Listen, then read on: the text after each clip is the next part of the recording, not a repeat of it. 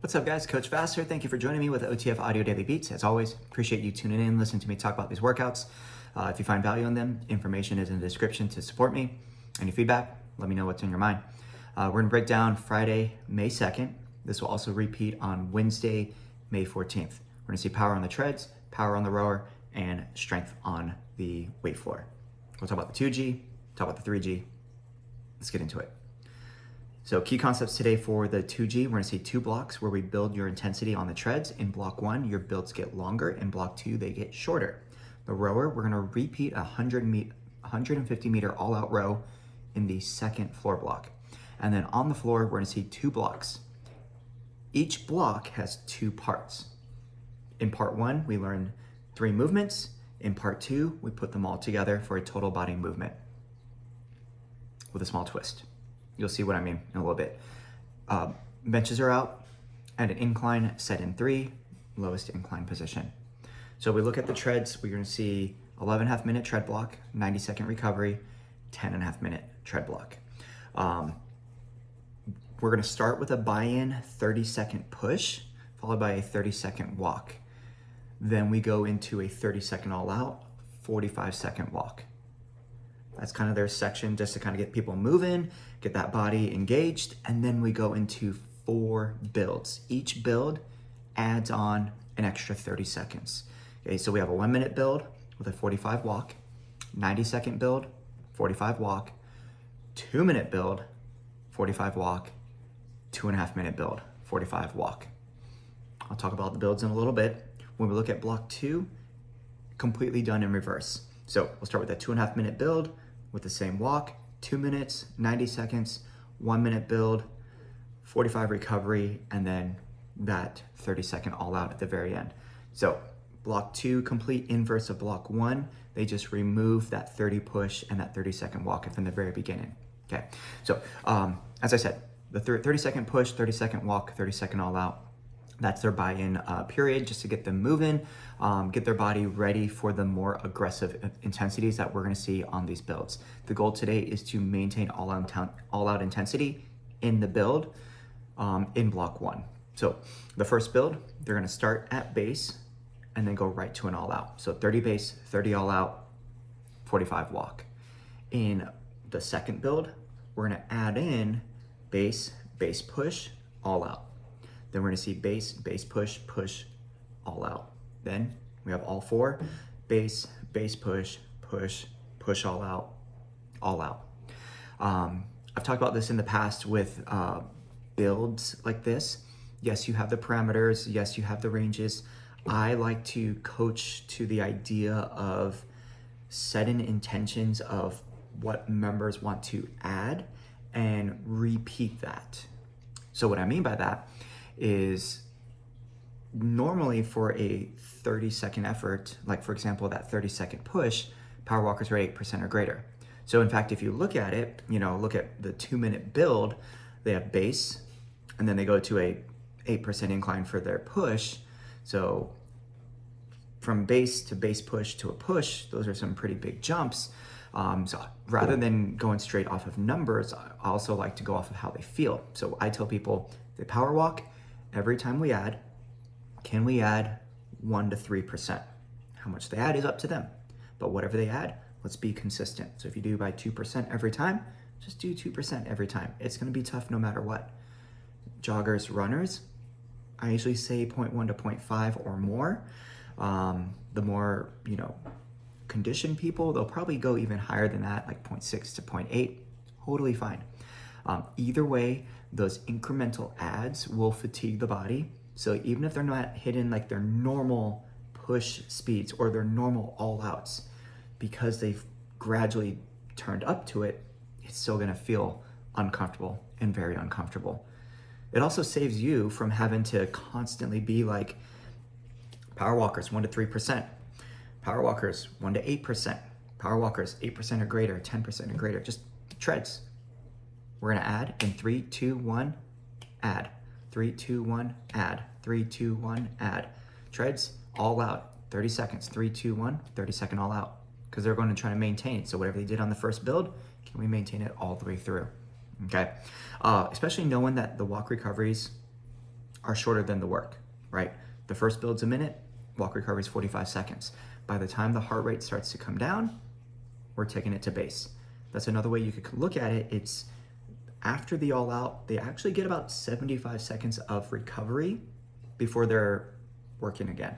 They have a 45 walk, 30-second base. When we look at block 2, we're taking away those higher efforts. So we start with your base, push, push, all out. The next build, we get rid of the push, all out. Base, push, all out. Then they drop the push, drop the base, push. So we're gonna widen the gap between the start and the finish and effort. Opportunity to definitely increase since they will have more recovery within each build since they're not doing those mid-range efforts as much.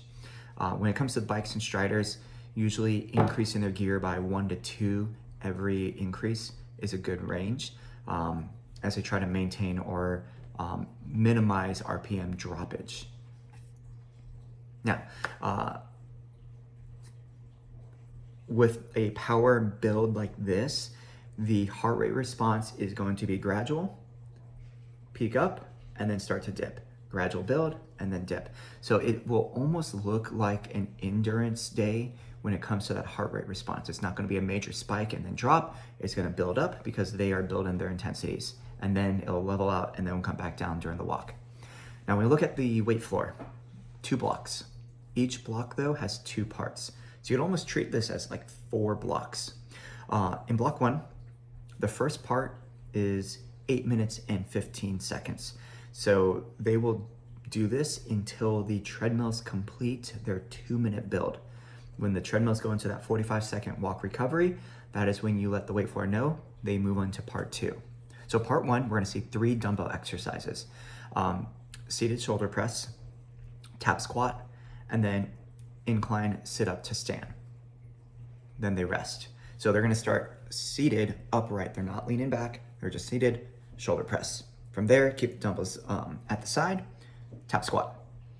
And then they'll bring the dumbbells back to the shoulders, they'll sit back, sit up, stand up all the way, and whatnot. That one is actually body weight, so I'll take that back, flip it in reverse. So incline shoulder press, then they have the tap squat, and then put the weights down, lay back, all the way up, all the way back down, then rest. Cool, okay. Now, when we combine them, 6 to 10 reps, they want to choose a weight that they did for the shoulder press because they're now going to start with the weight on their shoulders, lean all the way back. They'll sit up, get into that hinged position from the bottom of the squat, stand up tall. When they're all the way upright, press the weight overhead, sit down with control, sit all the way back. That completes the rep. 6 to 10, rest, and do it again. For most people, this movement will take probably about 45 seconds to a minute. They should hopefully take some recovery, about 30 seconds or so. So they may only get 2 or 3 rounds of it during part 2, and that's it. Because they only have like 3 minutes and 15 seconds of actual time for part 2. Now, block 2, same idea. We're gonna see 3 movements, but now we're gonna move back and forth between the weight floor and the rowers. We're gonna see the seated low row. So on the bench, they're hinged over, drive the elbows back and back down.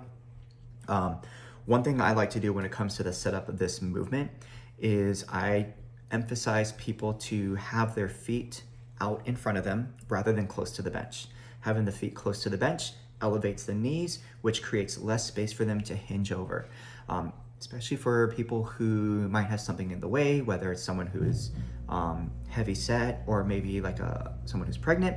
By getting the feet out in front, their knees drop down, their thighs level out, and that gives them some more space.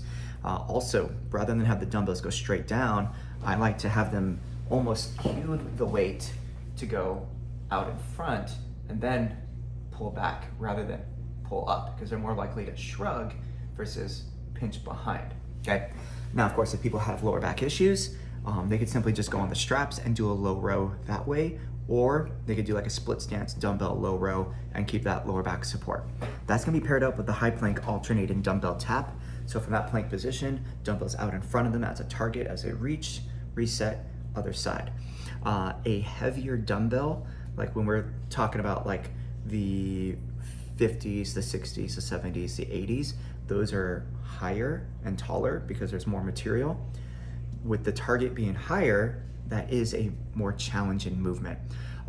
So there is a benefit for them to grab a heavier weight because it raises the target up, makes it harder for them to keep it stable as they reach for that. Smaller dumbbell, or if it's plopped to the side, they don't have to go as high, makes it easier. Which also means like, hey, if they have shoulder limitations, rather than reaching out to a dumbbell, it could just be a matter of touching the floor right in front of them.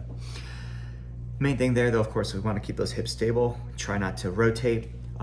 That's where I like to come by with the kneel pad, and I'll place it on their hips, and it gives them that tactile feedback of they feel that thing on their back. So as they move, they're gonna feel that wiggle, and then they know, oh, my hips are moving, okay? There is gonna be some wiggle no matter what. No one is perfectly still, but at least it brings awareness to them, and it helps them focus on engaging the core by drawing that belly button in, and also recruiting the glutes to keep those hips stable. Now, when they finish those two movements, they're gonna hit to the rower, do 150 meter all out row, then rest. And they'll just repeat that. This part is 7.5 minutes. So you're gonna have them do this until you finish the 90-second build on the weight floor. Then for part 2, the weight floor will have 3 minutes. They will do the high plank switch alternating low row. So from that plank position, dumbbell is kind of in line with the sternum, just one. They grab with one hand, draw that elbow back, place it down, and then the other side. Main thing for this movement, and in fact with any row exercise, like the low row, to really engage the upper back, we want to imagine they're taking the dumbbell more towards their hip rather than their armpit. So they almost drawing that elbow low, scraping back, will get that upper back to engage with it. They'll do 6 to 10 reps total, rest, repeat, and then the finisher for the final 30 is a low plank. They could keep it a high plank, which will elevate them, make it slightly easier. Now, when we look at the 3G, we're gonna see 7.5 minutes on the treads, 90-second walk, 5.5 minutes in block 2. Rowers and weight floor, also 2 blocks. So on the treads, similar idea, we're gonna have a 30 push, 30 walk, 30 all out to prime them with another 30 walk. This block, or on the 3G, all the walk recoveries are 30 seconds. Builds are the exact same, but we're gonna see 1 minute, 90, and just 2 minutes, okay? So we never get to that push all out effort. The most they'll see is base, push, push, and then all out. In block 2, it's the same thing. Start with a 2 minute, 30-second walk, 90-second build, 30-second walk, and then the 1 minute build, and then they're done, okay? When it comes to the rower side, the goal here is to prioritize average watts. And now this is one where they've started doing recently with the average watts thing. This makes people have to use the stored programs, and they have to have a heart rate monitor in order to get this information. If they don't have a heart rate monitor, they will never know what their average watts are, because there's no way to get that information unless you sign into the OT Connect. Okay, they're gonna do a 250 meter push all out row, and then every round they're gonna decrease the distance by 50 meters for 4 rounds. They're also gonna pair that up with a med ball exercise in block 1. It's going to be an overhead alternated march in place. Med balls overhead, working on shoulder stability and overhead range of motion, mobility, as they pick up their legs, keeping that core tight, minimizing any left to right shift. Let's start with that push all out. When they take it to 200 meters, probably closer to an all out, 150, 100, definitely an all out. But once again, the idea is the average wattage. So that first round, they won't know what their average watts are until they're done and get the next stored program set up, okay? So once they finish their 250 all out row, they rack their handle, they do their med ball exercise, take a seat, stored programs, 200, hit use.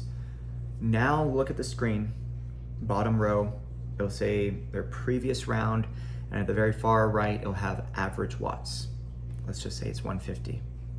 When they do their 200 meter row, they want to keep their instantaneous watts, the number that shows up every time they drive back, at least 150 or higher, because then their average will be above that. And that's the only way to kind of really know. Otherwise, if people don't have that information, then they need to pay attention to their current watts and just try to keep them consistently higher every round. Now on block 2, we're doing it in reverse. We start at 100, work your way up, 150, and then 200. There's just 3 rounds because it is a shorter block, and the goal is to hit your best power output on each row. So for this one, same thing as before. They're checking those average watts. The first one's gonna be the best. The next one, can we stay as close to that previous average as we can? Because it is longer. It's gonna pair up with the alternating knee raise torso rotation. So left knee up, turn to the left, right foot up, turn to the right. Once they finish 3 rounds, 30-second all-out row. Weight floor, it's the 2 different constructs and everything. So block 1, you have 5 minutes to do shoulder press, tap squat, sit up, stand. And then they have 2 minutes to do that as that full 3 movement sit up, stand, shoulder press sequence. And then in block 2, low row, tap squat, rest, do that for 4 minutes. And then for the final 90 seconds, you're gonna hit the switch low row, 6 to 10 reps. And then they work through the final 90 seconds. So they don't have a low plank as the finisher. They're gonna get core anyways. A little bit longer because of the talking about the builds and everything. Once again, this one is on Friday, May 2nd, repeats on Wednesday, May 14th. Coach it down.